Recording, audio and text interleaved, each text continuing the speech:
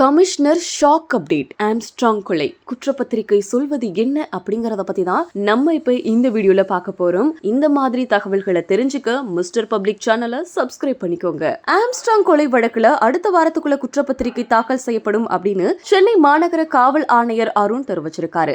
Armstrong கொலை வழக்குல 90% விசாரணை முடிவடைஞ்சிருச்சு அப்படின்னும் கொலைக்கான காரணத்தை விரைவில் தெரிவிப்போம் அப்படின்னும் அருண் சொல்லியிருக்காரு.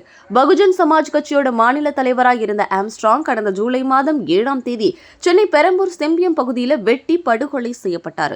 இந்த கொலை சம்பவம் தொடர்பாக தொடர்ந்து தீவிரமா போலீசார் விசாரணை மேற்கொண்டு வராங்க. ஆம்ஸ்ட்ராங் படுகொலை சம்பவம் தொடர்பாக 27 பேர் இதுவரைக்குமே கைது செய்யப்பட்டு விசாரிக்கப்பட்டு வராங்க. ஆற்காடு சுரேஷோட தம்பி பொன்னை பாலு, திமுகவை சேர்ந்த வழக்கறிஞர் அருள், திருவேங்கடம், திருமலை, பாஜக நிர்வாகி செல்வராஜ், மணிவண்ணன், சந்தோஷ், ராமு, கோகுல், சிவசக்தி, தமிழ் மாநில காங்கிரஸ் நிர்வாகியாக இருந்த ஹரிஹரன், அதிமுக நிர்வாகியாக இருந்த வழக்கறிஞர் மலர்கொடி சேகர், திமுக நிர்வாகி மகன் சதீஷ், வடசென்னை பாஜக நிர்வாகி அஞ்சலி, அதிமுக கவுன்சிலர் ஹரிஹரன், ரவுடி நாகேந்திரன், காங்கிரஸ் கட்சியில் இருந்த அஸ்வத்தாமன், ஆற்காடு சுரேஷின் மனைவி பொற்கொடி உள்ளிட்ட 28 பேர் கைது செய்யப்பட்டிருக்காங்க. ஆம்ஸ்ட்ராங் கொலை வழக்குல கைதான திருவேங்கடத்தை மாதவரம் ஏரிக்கரை அருகே இருக்க பகுதிக்கு ஆயுதங்கள் பதுக்கி வச்சிருந்த இடத்தை அடையாளம் காண போலீசார் அழைத்து சென்றிருக்காங்க. அப்போ போலீசாரோட ஏற்பட்ட மோதல்ல திருவேங்கடம் என்கவுண்டர் செய்யப்பட்டாரு. ஆரம்பத்துல இந்த சம்பவத்துல தங்க நகை மோசடியில சிக்கிய ஆருத்ரா நிறுவனத்தோட பெயர் அடிபட்டுச்சு. அந்த நிறுவனத்துக்கிட்ட பேசி பாதிக்கப்பட்ட நபர்களுக்கு ஆம்ஸ்ட்ராங் பணம் பெற்றுக் கொடுத்ததா சொல்லப்பட்டது. இதனுடைய பின்னணியில கொலை அரங்கேற்றப்பட்டதா அப்படிங்கறத போலீசார் விசாரிச்சிருக்காங்க.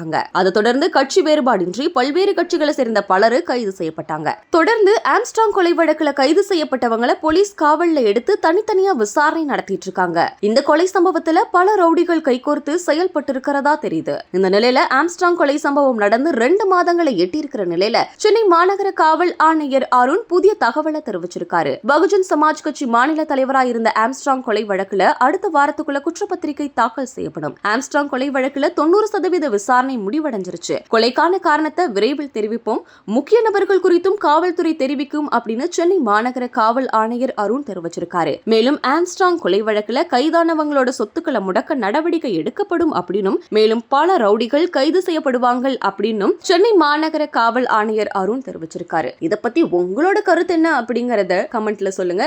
இந்த மாதிரி பல செய்திகளை தெரிந்து கொள்ள மிஸ்டர் பப்ளிக் சேனலை சப்ஸ்கிரைப் பண்ணிக்கோங்க. பக்கத்துல இருக்க பெல் பட்டனை கிளிக் பண்ணிக்கோங்க.